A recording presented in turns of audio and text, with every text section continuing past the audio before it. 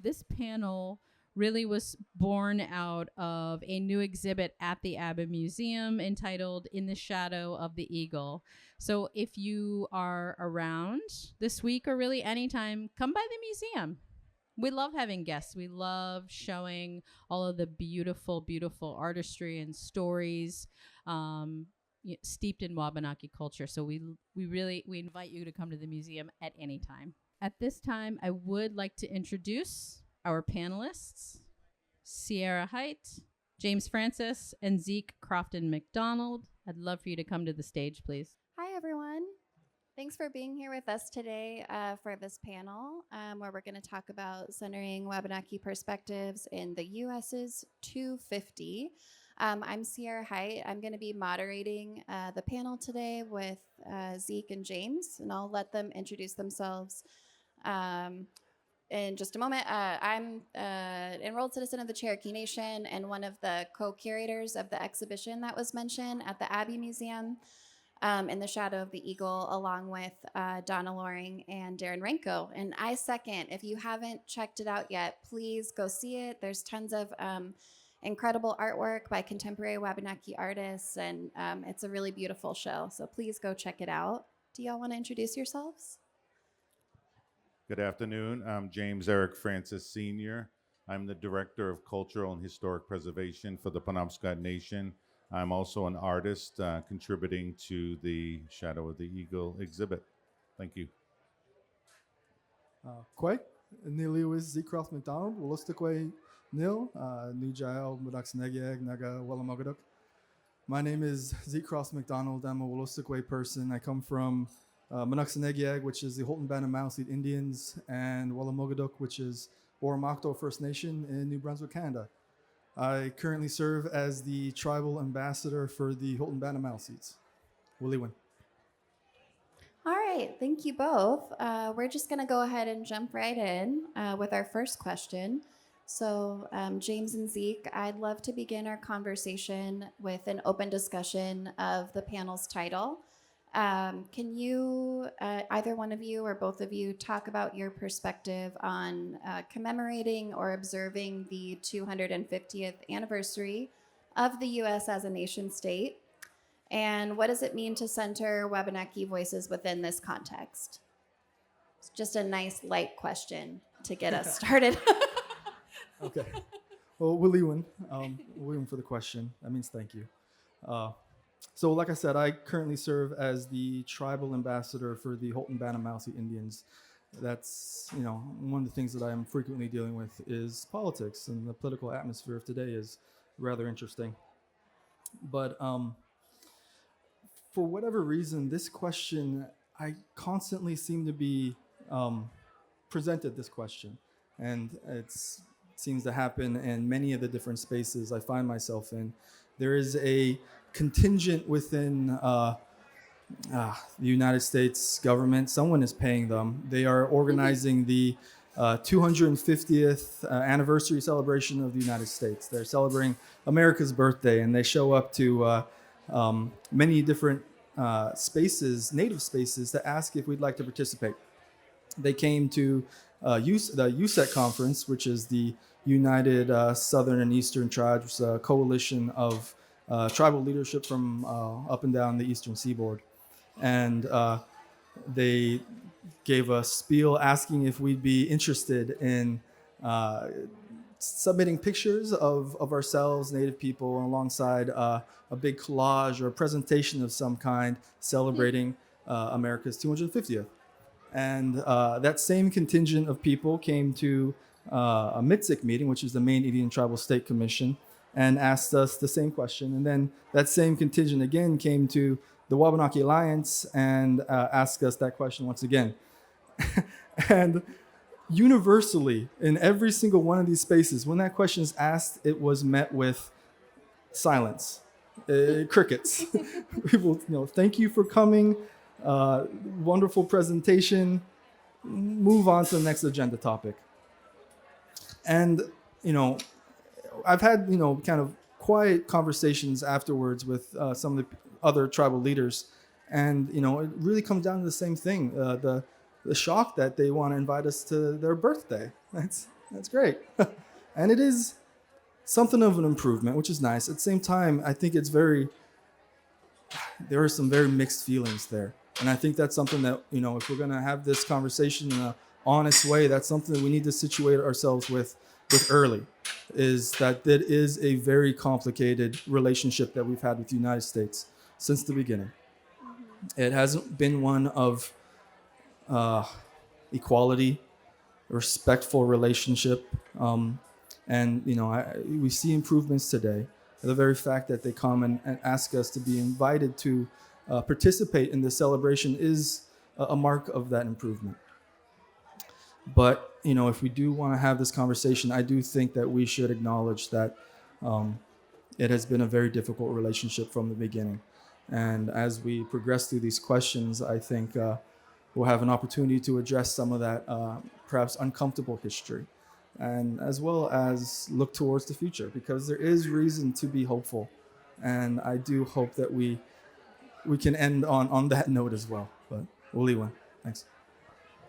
Yeah, absolutely. I think one thing I appreciate about the title of this panel and in working with Darren and Donna on the show is we're not celebrating the 250th. We're thinking about the impact of that amount of time of the U.S. as an independent country in the context of what that means for Wabanaki communities, right? Rather than singing happy birthday to the U.S. or whatever. My next question is for James. Oh yeah. Do you want to answer it as well? Yeah, please. I was inspired by Zeke. We just came out of a few years ago the 200th anniversary of the state of Maine, 1820 to 2020. And I was asked by the Maine Historical Society to do a commission, a piece. So I did a 4-foot by 5-foot reproduction of the 1755 Scalp Proclamation, word by word, letter by letter, bounty amount by bounty amount. I painted. It was a rough thing to do. It was very hard to relive the fashioning of this document. But I was healed in the end by writing in blood red in Penobscot language, striking across this document. I meticulously painted every character, then painted over some of them. But in Penobscot, it said, "We will walk on eternally." Even in the face of that oppression, that genocidal act that this 1755 proclamation brought onto Wabanaki people, we will walk on eternally. And to kind of conceptualize this into the question is that we are Wabanaki nations living within other nations, whether it's Canada or the United States, and we are going to come up upon these types of celebrations, but it gives us the opportunity to voice something that's important within our communities, that we are still here, that we will walk on eternally. Thank you.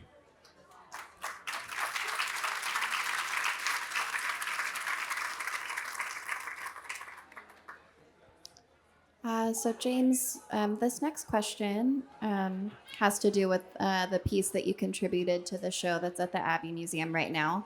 So for folks who don't know, Native people serve in the U.S. military at a higher rate than any other ethnicity in the United States. And Donna, who co-curated the exhibition, is a veteran, and we really wanted to, with the show, honor the service of our Native veterans, and also, to the points that James and Zeke have made, look at the full complexity of what that relationship has been between Indigenous communities and the U.S. military, colonial powers, et cetera.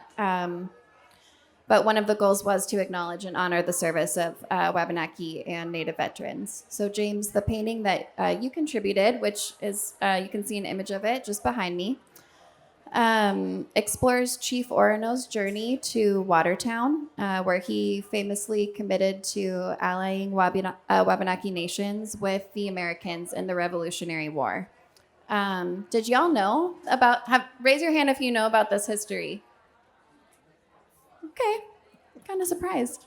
I didn't know will admit my own ignorance. That's what was so wonderful about working with experts with just like incredible encyclopedic knowledge on this show was just learning from them about this full history. So can you talk, James, about why you chose to depict this moment and its contemporary significance? So, growing up on Indian Island, for the first few years after my mom brought us back from southern New England, we lived with my grandmother on Oak Hill. And there were always these pictures on the wall of all my uncles, and all of them were military. They all joined in the service. My uncle Cliff, who died, I was probably, I think, 10 months old. He died in a plane crash into Mount Washington, was the only one I never got to meet. But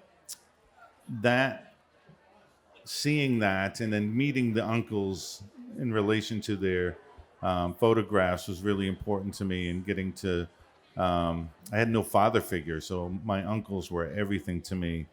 And I learned from them that they got their strong patriotic, got to go in the military attitude from their grandfather, Sylvester Francis, who was the last ferryman to Indian Island before the bridge. And so if you got that job, you're also the Indian Island cop, the constable. And so he served in World War I. And it's important that serving in World War I meant that he was enlisted in the Army for the United States, but was not considered a citizen in this country yet. And he went through that. And then his son, my great uncle, my grandmother's brother, Donald, went to World War II and was killed in the Philippines. And his body was never found. He was buried somewhere in the Philippines, and we've had tribal members go into the Philippines. Miles Francis went for years looking for Donald's grave. And so when it was my turn, graduating from high school, I enlisted into the Air Force. So that legacy was there for me. And where did that start? And for me, it started with that trip, that canoe trip to Watertown, Massachusetts by Chief Joseph Orono, allying Wabanaki troops to what he calls our brothers, the Americans. Wabanaki warriors have fought and died in every war for this country since the birth of this country. I wanted to capture that.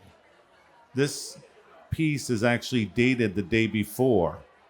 It was June 21st, 1775, when that signature went to paper, but this is June 20th, 1775, the day before. So he's on his way there. And the etchings that you see in the sky come from his powder horn, which is also in the exhibit. I did a massive study of that and wanted to take some of those etchings from his powder horn and he's kind of thinking about certain things. And there's a guy looking at a boat, and then there's somebody with a gun. And so there's this piece. Even the moon, Grandmother Moon in the picture, that is the phase of the moon for that night, historically, the power of the internet. So for me, it's all about that, being a veteran and really looking back to how we as Indigenous people can also be patriotic. And, you know, we're still fighting for the land that is always been our homelands. It's just packaged a little differently here. Thanks.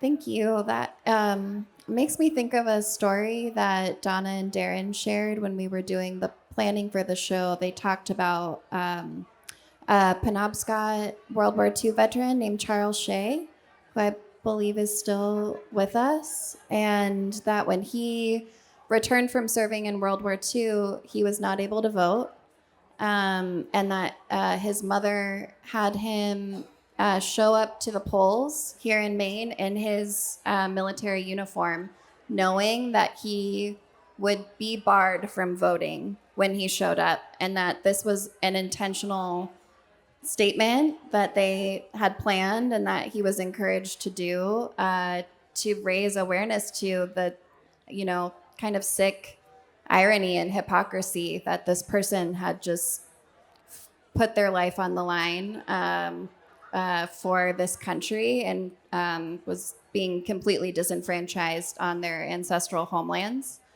And it makes me think about with the next question. One thing I have enjoyed with this 250 anniversary coming up is that for me, it's prompted with a lot of other Native people conversations about these moments of resistance that have happened over the past 250 years and beyond, thinking about Indigenous resistance to settler colonialism, and to assimilation and to unjust policies, and that fight continues today. And I'm curious for either of you if there are specific examples of Wabanaki resistance, either contemporary or historical, that you think not enough people know about or that you want to share. Absolutely. Wiliwan, for that question, it's a good one. Well, so similar to James, my background is in history as a historian. That's what I went to school for. I studied at UMaine and then the University of New Brunswick, and mostly studied treaty history. That's something I grew up listening to and learning about from elders in my community, and it just inspired me to learn everything I can about justice and creating justice today. And oftentimes in history, the focus is on these big moments of resistance, these big, flashy moments of military battles or treaties, political actions. But one thing that I think should be talked about more, one thing that I would love to highlight today is that those acts of resistance for an Indigenous person, that happens every day for Indigenous people. Just the very act of us being here and practicing our traditional ways, our culture, teaching language, and raising the next generation to practice traditional medicines. It's something that we have to work to reclaim every day, because it was something that was criminalized and taken from us forcefully, forced assimilation. And one of the many ways that happened was through, I guess I can share some of my own family history. And I look at my mom in the room right now, but my family, we're a product of the residential school system. My grandmother was taken from our home and placed in a school and stripped of her identity, culture, language, and it's one of those things that so frequently in history textbooks is taught that, especially here in the state of Maine, it's taught that it's something that happened long ago, something that happened out west, far away, something that happened to other people. But, it's something that's impacted people here. It's my current family history. Not only was we a product of a residential school system, which we've had to create, reclaim culture and language and everything. It's, once she got out of that, we were faced with the foster care system, and that's something that people still face today. So the very act of reclaiming your kids and teaching language, it's all resistance. And just want to talk about that. William.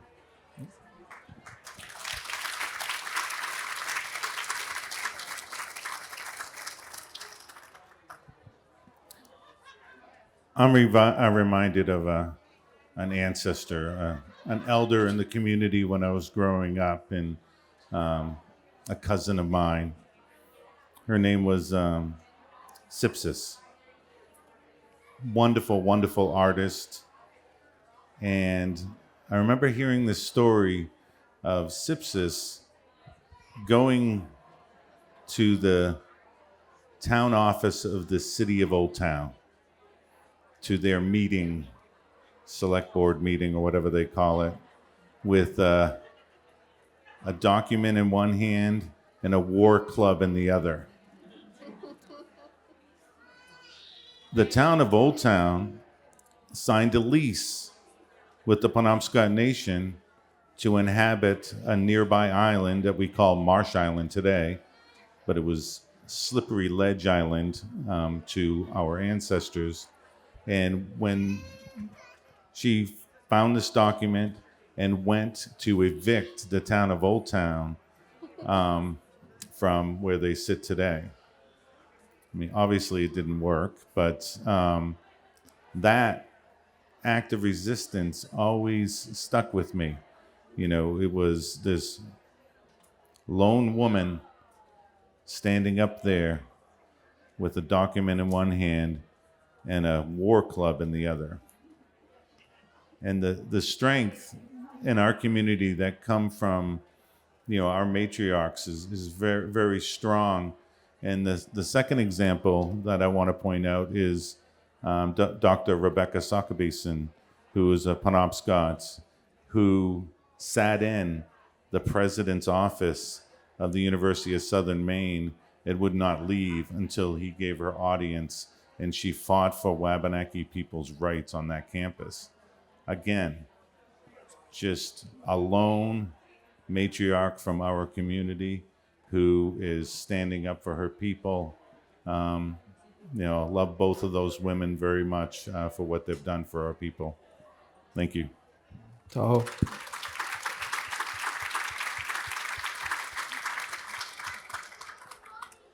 There's an artist in the show, Emma Hassan-Call-Pearly, who has two pieces, and one's dedicated to her grandmother and the other to her great-grandmother, who were both community activists and water protectors and brought a lot of songs and ceremony back. So I love hearing you talk about strong women. Thank you.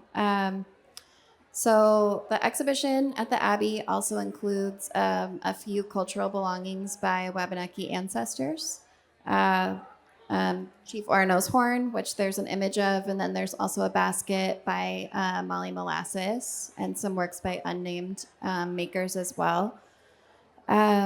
I felt a lot of gratitude to be able to learn from those items and to appreciate them as examples of ancestral art forms and as cultural knowledge. So I'm hoping that you can both talk about the relationship between art, cultural continuity, nation building, and tribal sovereignty.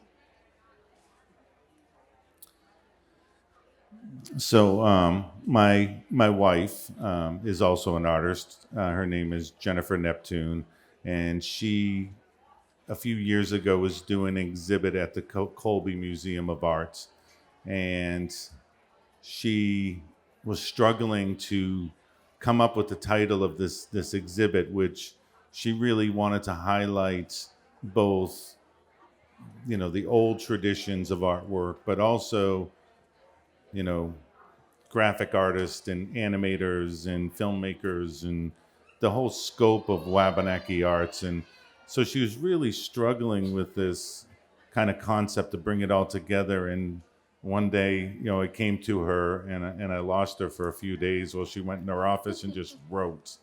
And it was called this idea of Weewanigan, which is, and that was the title, and that means a portage.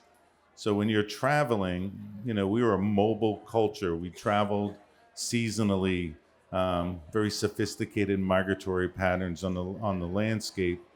And when you had to go from either around falls or go from one body of water to another through the woods, you'd carry your canoe. And these portages, the stuff you would carry is called wanigan. It's that stuff. And so she used that as a metaphor to what did we carry forward culturally? What are those things that we held dear? What are those things that were important to us culturally, but also we could economically benefit from? You know, this tradition of fancy baskets, going from very utilitarian baskets and then shifting to a Victorian market where they got very fancy. And, this festival is a testament to the many years of Maine Indian basket making festivals that were here. And then that tradition was built on this idea of these fancy baskets. Bar Harbor, we had a little tent village here in the summer selling baskets. But not just the baskets that were sold, it was the children performing and dancing and singing nearby also. But all of these traditions were carried forward, and she wanted to capture that and to package it in the way of this metaphor of a portage, just beautifully done. She's also a Maine guide, so she finds herself, what do I want to carry across the portage? Because so you travel light, and so that's also an important concept.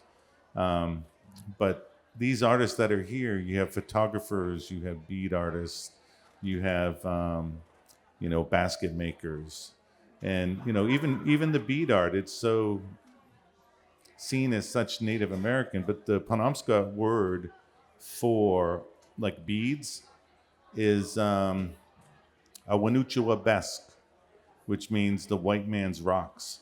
So it was something that was introduced later, obviously, but we've embraced this, and it's become part of who we are as people. Thanks. Thank you. Willie and James, one of the things that I was thinking about while you were talking there was, I think a lot of people focus on art as something that is beautiful, and art can be beautiful as well. But I mean, to me, I'm sure cultures all around the world, it's not just something that's beautiful; it's something that's meaningful, and it can tell stories, and it can tell truth in ways that other things just simply can't. And one of those art forms that just kind of came to my mind, something that I personally love, is wampum belts. I don't know if many people understand what wampum belt is. It's something that you might see in a museum or displayed somewhere. It's a series of rows of wampum shells organized in a specific pattern that is a form of language, and it tells stories. In my personal research, it is one of the ways a treaty is signed and commemorated. And one of the traditional ways in each one of the treaty signing ceremonies that I've ever encountered in my research always had an aspect of sharing wampum belts. And these wampum belts can still be read and understood today. And I think that's just a great example of what art as language, as something meaningful that conveys something of immense importance, and to pull that into the modern day context within politics, which I do today, is these exchanges of wampum belts were just as significant as the physical act of signing a treaty. In my opinion, they carry just as much weight, and they should carry just as much weight. And is so often in practice of our treaty rights today, we look at the line by line, little nitty gritty, what it says in English, without seeing the other side. And the other side is also written in Wolastoqua. It's also written in Penobscot or Passamaquoddy or Mi'kmaq, and that is in the form of a wampum belt. And in my opinion, that should carry that same importance as today. And if we hold those two documents up alongside each other, a wampum belt alongside of an English version of a treaty, and they don't match, and that should tell you something. And then we should act on that today, because I think it is evidence that we had different perspectives on that moment in time and what we agreed to. And that should impact the way we form our relationship today. That might be a bit of a sidetrack there talking about art, but I just think it's important to talk about anyway. Willie one. Yeah. All right. Thank you both. I think we have time for one more question, and then we're going to open it up to questions from the audience. So, all right. Circling back to the idea of 250 years. So we know that Wabanaki communities and other indigenous nations in North America have lived here for thousands of years, right? So within that perspective, 250 is like a blip. So thinking about that idea, I want to talk about Indigenous futures. If both of you could share, what is your hope for Wabanaki nations and Wabanaki people 250 years in the future or beyond? I love this question. It's something that I have been hurting for my entire childhood growing up. It's something that I've always asked and wanted. I still am a big fan of science fiction. And there was an author that I discovered a while back. She wrote a book. It was N.K. Jemisin. You're going to plug her hard right now. She's a wonderful author. But she wrote a book titled How Long Until Black Future Month? And my partner is a vendor, and she was considering making T-shirts, and I was trying to convince her to create a T-shirt that says How Long Until Indigenous Future Month? And I would wear the hell out of that shirt if I could. But that concept that Indigenous people are not just an aspect of history, and it's not just something you read about in textbooks. We are still here, and we will always be here, no matter what. And I think we've proven that time and time again. And it's something that I hope everyone kind of walks away today to think about, because Indigenous people, I mean, what we see all around us is this beautiful, thriving culture that will continue forever. 250 years and 2,000 years. We will always be here, and that's something that I know to my heart, and I'm very proud to say. Willie Wynn.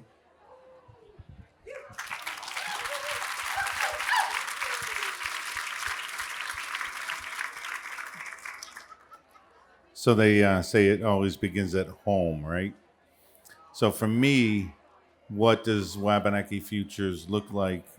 I'm reminded that we live in a state that when it became a state, and the first legislature made Wabanaki people wards of the state,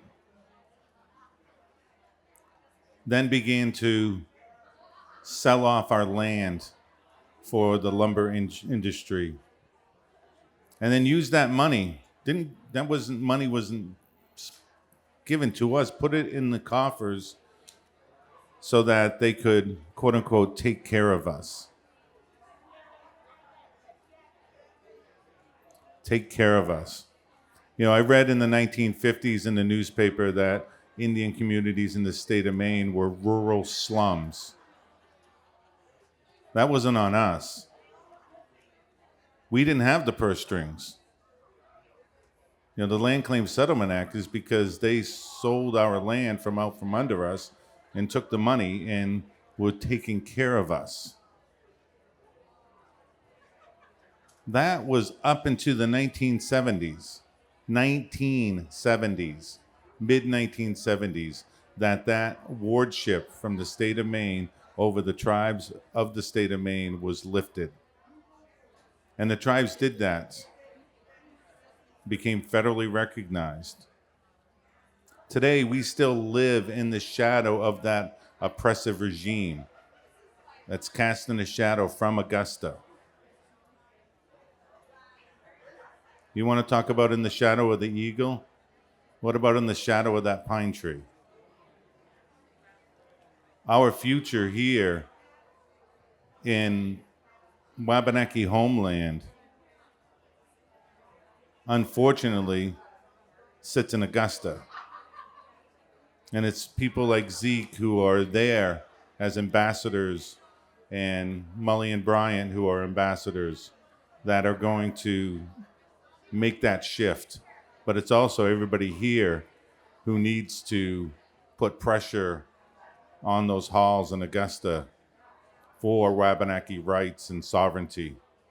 It seems so weird to me that we are, I think the biggest sovereign act ever is asserting our sovereignty even in the face of oppression. And that's what we're at now. We are asserting our sovereignty. And I'm hoping that someday we can get out from underneath that shadow that is being cast. Thank you.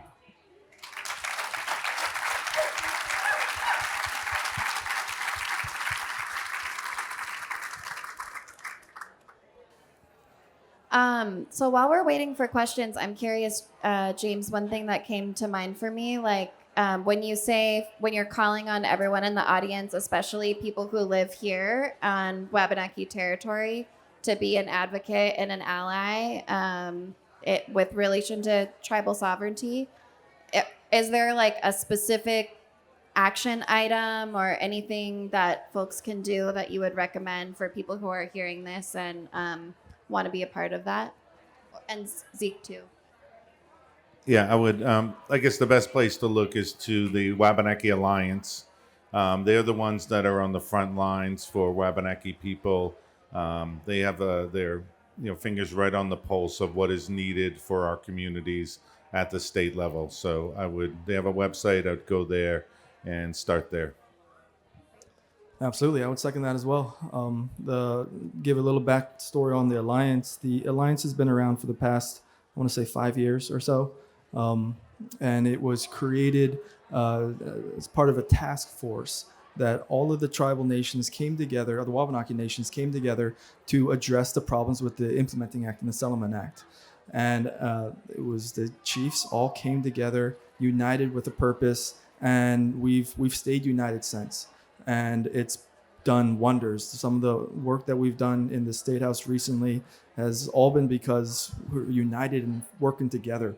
And so if you are interested in helping, the Wabanaki Alliance, like James said, has a website, and we also have volunteers and a coalition of help from all over the state of people who help volunteer and come and help lobby, and we fill the State House up. People who write letters of support and testimonies, and we'll just show that Wabanaki people have a lot of allies throughout this state, and we are all united in wanting to create change and justice together.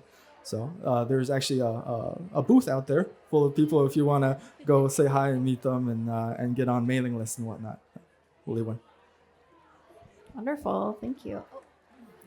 And if you're interested in being an ally, but it's kind of intimidating, and I get it, people working with the tribe is taking that first step is really difficult. But there's an organization that helps you to become an effective ally, and that's Wabanaki Reach. And Wabanaki Reach was designed exactly to do that, to help people who wanted to be an ally to do that effectively, and to not approach the tribe in ways that might be seen offensive inadvertently. But they do a really great job at kind of unpacking things like white guilt and privilege and all those things that come with these types of conversations. So Wabanaki Reach. Yeah, I recommend that organization highly. I've sat through one of their trainings, and they work with businesses and things like that too. So definitely a great shout out. So I think, perfect. Okay. So there's about 50 here. So we're just going to quickly cycle through all of them is what I've just been told. Just kidding. I don't know. Do y'all want to look, or I feel like I've been asking a lot of questions. Do you want to choose, or do you want me to just kind of pick one? Okay. All right. Ambassador Crofton McDonald cited the acts of resistance of Wabanaki people during the history of the U.S. that all were done for a greater sense of justice between the Wabanaki and the U.S. What is the most important thing or top things settler people can do to create a greater state of justice between the Wabanaki and the United States? Slightly distracted. This is my daughter. What can everyone do to help these acts of resistance? Well, there's so much. I mean, we were just talking about some of the calls to action, that how we can help politically, but I think it's so much more than that. And I think one of the top things is, in my opinion, education. It begins with telling the true story of this land and not holding back, listening to Wabanaki people when they tell their story and believing them, because people have been wanting to share their story and they get and not believed, unfortunately. So that's something that I think would be the first step in general, and that's something that we can all do together, is work to educate and learn as much as we can and teach the next generation everything that we possibly can. Talk about the 29th grievance of the Declaration of Independence. Do you know what that is? I might be reading the handwriting wrong. Let's see. What progress is being made to achieve national tribal benefits in the U.S.? And can you talk about the current effort to prevent things that would poison water supply? Can you talk about water protectors or anything like that happening here in the state of Maine? I can start by addressing the first half of that question. I forget how it was phrased there, but the federal Indian policy, essentially. One thing that I think is worth mentioning is that here in the state of Maine, we do not have access to federal Indian policy. It's one of the stipulations under the Settlement Act back in 1980. It stated that we would not have access to federal Indian policy after that moment. And that is something that we've been fighting really hard in the State House to change, because it is a change that could potentially be made in the Implementing Act. It could also be made in the Settlement Act, which is on the federal level, but the Implementing Act is on the state level, and that could be changed here, which would essentially allow us to access federal Indian policy and bring us up to the same standard that is practiced throughout the rest of the country. But because of the Implementing Act, we are stopped from practicing a lot of those really beneficial acts that would generate economic development for our native communities, which would bring a lot of really helpful economic development to rural areas in the state of Maine. And we, I don't want to go off and do the whole political spiel here, but that's something that we are almost constantly talking about in the State House, trying to get people to understand that we are all here together, and that if one of us thrives, we all thrive. And that is something that we've been blocked in the State House. It's unfortunately a bill that we attempted to pass last session that was passed the House, passed the Senate, and was vetoed by the governor. And we will be attempting it again next session. And it's something that I think could potentially benefit all of us, not just Native people, but all of Maine, because we're all in this together. But I know that's only the first half of that question, but thank you. Yeah, that really, I'm glad that you brought that up, because one of the other questions that I was sort of waiting to hear how much you want to address it is, Janet Mills seems to oppose Indigenous rights at every opportunity. Care to comment?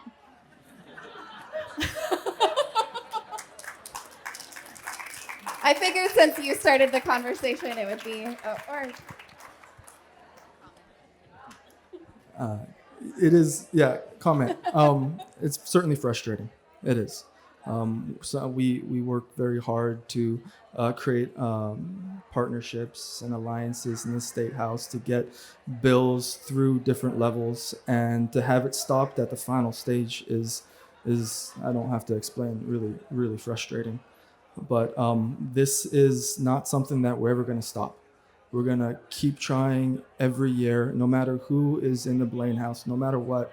We will keep bringing this up, because this is our families, this is our communities, and we'll never stop.